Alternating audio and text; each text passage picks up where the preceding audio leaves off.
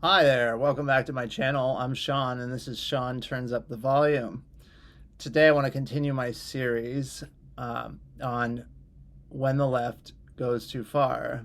And so, I'm going to talk about the radical redefinition of racism, which I'm going to probably hit on many times on this channel just because it continues to be such a problem in our society, this messaging coming from the left, right? So long as it continues from the left, we need to continue to challenge this harmful narrative. So when I grew up in the 90s, early 2000s.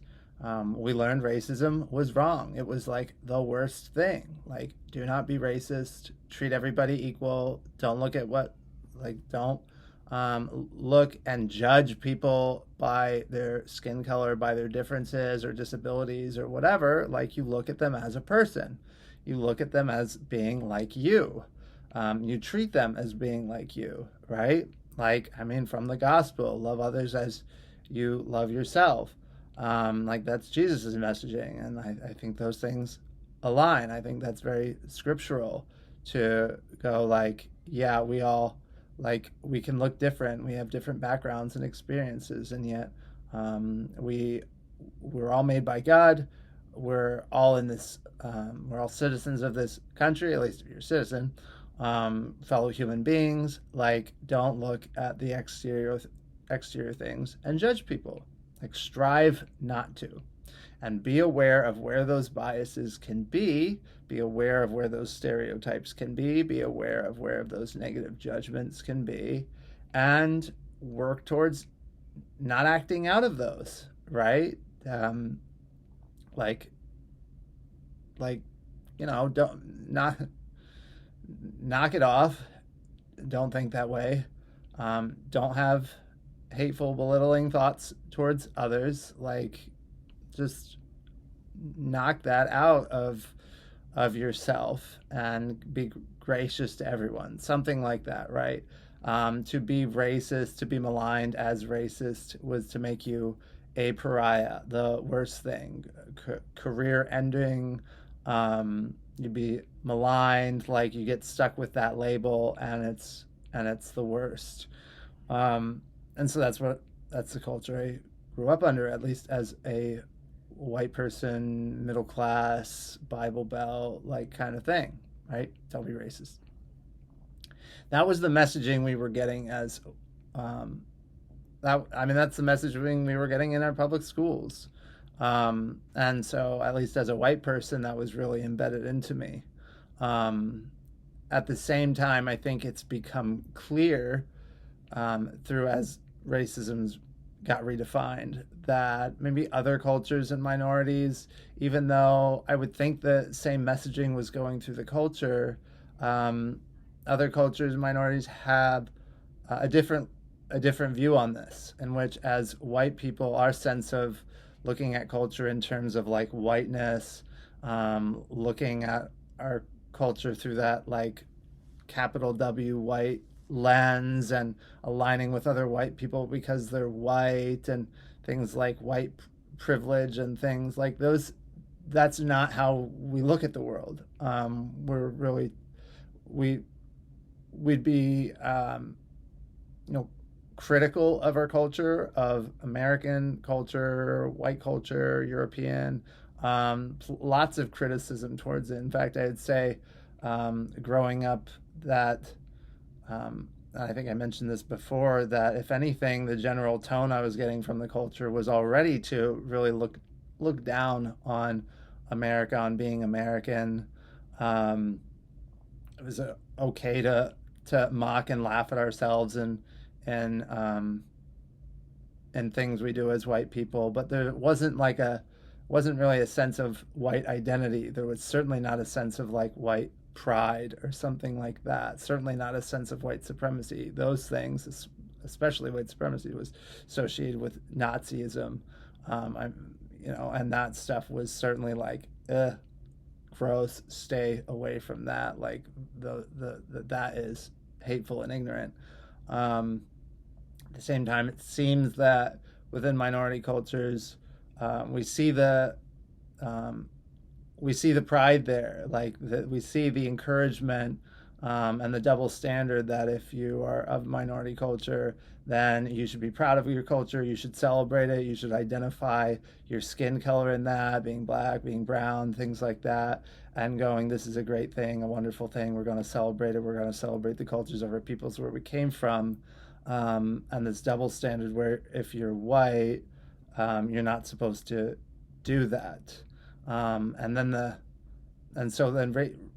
racism got redefined as the power narrative, that it's those with power, that it's white people who have power, they're the systemic oppressors. So long as you're of that group as a white person, you are, in all situations and all occasions, the oppressor. And if you're of a minority group, that you're in all occasions the one being oppressed in every sort of situation you can possibly imagine.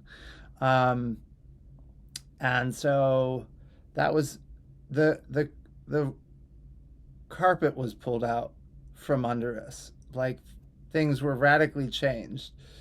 Um, we were striving towards getting along together, towards not being racist, towards healing of racial division by seeing each other as one and the same and minimizing the differences. Sure, there are cultural differences. Sure, there are background differences. Sure, there are incidences of racism, of bigotry that occur. Like, absolutely. Sure, there have been past wrongs. Sure, those things can roll over as far as having other impacts down the line. It's like all that is like has truth in it, right? All those things um, are true, right? And I don't know, we did talk about it. Like we learned about it in our textbooks. We condemned it as wrong. The messaging from like the left or the new position of the radical left is like we need to have this racial conversation and talk about it. And to those of us on the right, to those of us who hadn't lost our minds, are like, yeah, like it's been condemned. Like when racist policies from the government things were done in the past, like that's wrong. And if you can identify clearly racist policies, actions in today, like it's wrong. If you could identify a system of oppression, then we would be against it, right? Like the Civil Rights Act was specifically meant to be against that. Although through affirmative action, that has had its own problems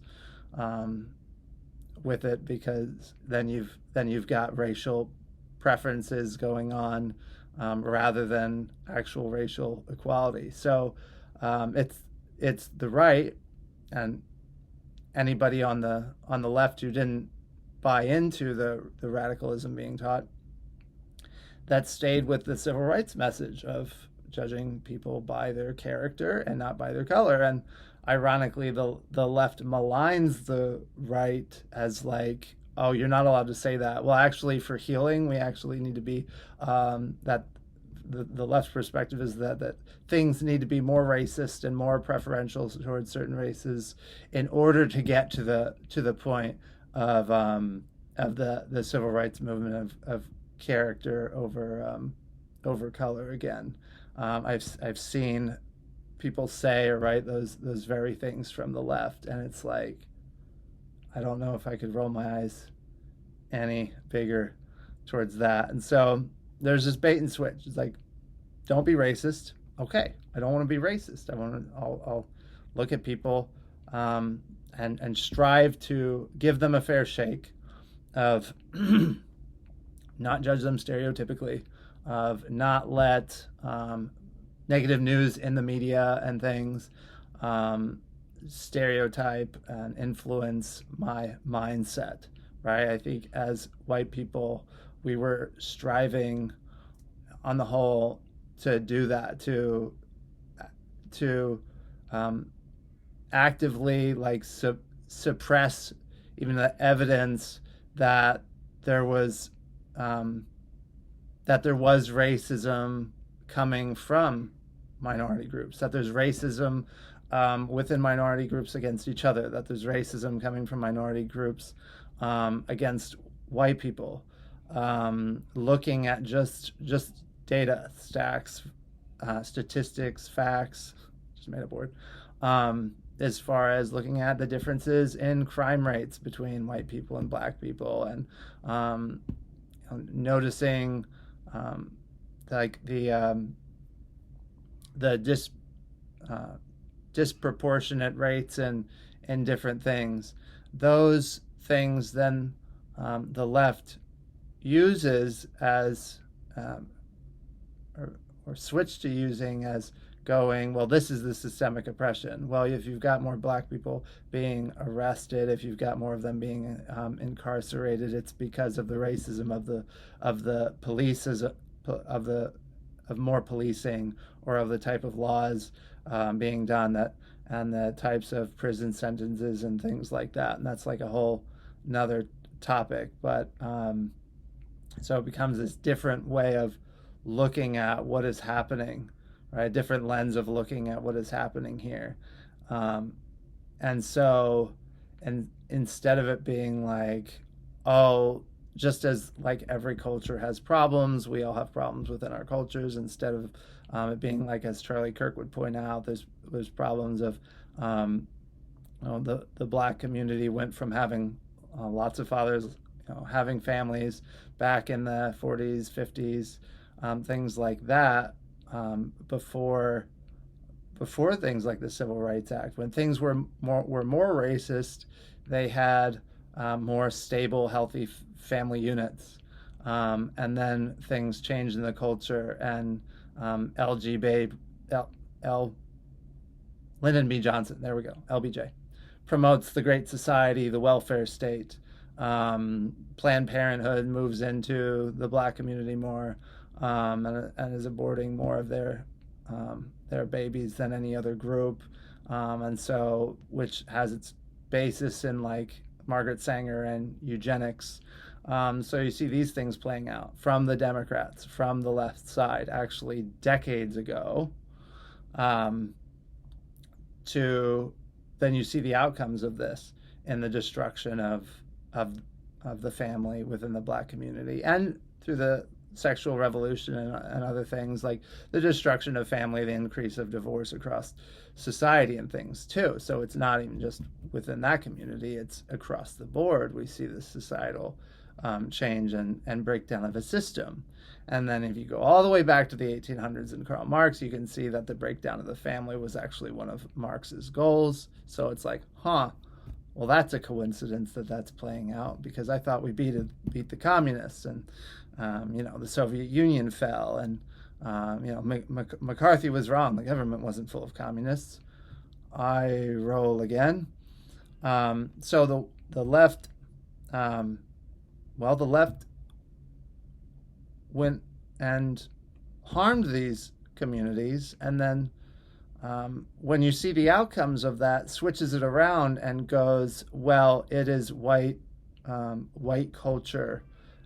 Things like having two parents in a home, things like celebrating maybe education, excellence, merit, just like normal things. I'll make a video on it, but like I think NASA put out some document, maybe in the past couple of years. I know I've got I think a picture of it on my phone, or this infographic thing about all the things that are like white, like bad about white culture, and it's just all these like normal things that people of like any race or creed would like be like, oh yeah, those are good things for like society, yeah, and those things get labeled as like white supremacy, and it's like, oh, the maligning again, to take the most dirty words of society, the most dirty labels, and start throwing them at us, and to even attack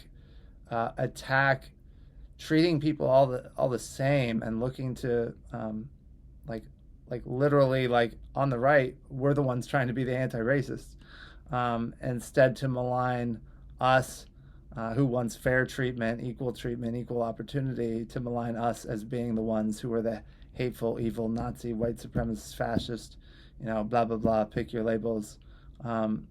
That bait and switch was really rotten, and we have to just keep exposing it and calling it out and challenging that.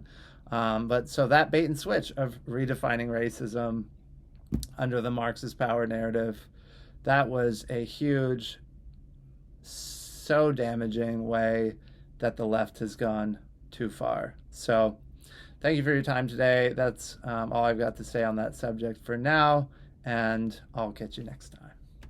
Please like and subscribe if you like this kind of content. Thank you.